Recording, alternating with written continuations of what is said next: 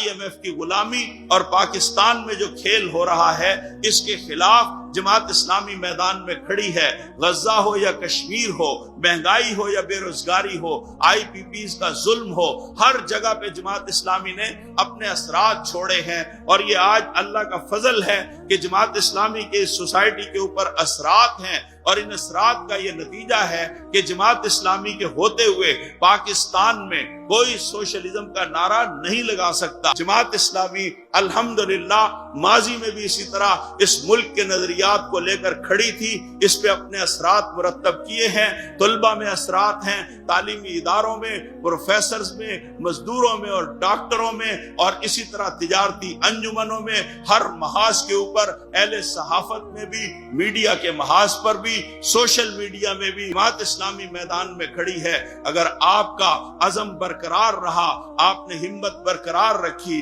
اس تربیت گاہ سے عزم اور حوصلہ لے کر گئے، جذبے اور ولولے لے کر گئے، اور اپنے اپنے محاذ پر جا کر کھڑے ہو گئے اور اپنے علاقوں میں اس پیغام کو عام کیا، تو انشاءاللہ ہم پاکستان کو پاکستان ہی بنائیں گے اور یہاں کوئی اور نظام نہیں آنے دیں گے۔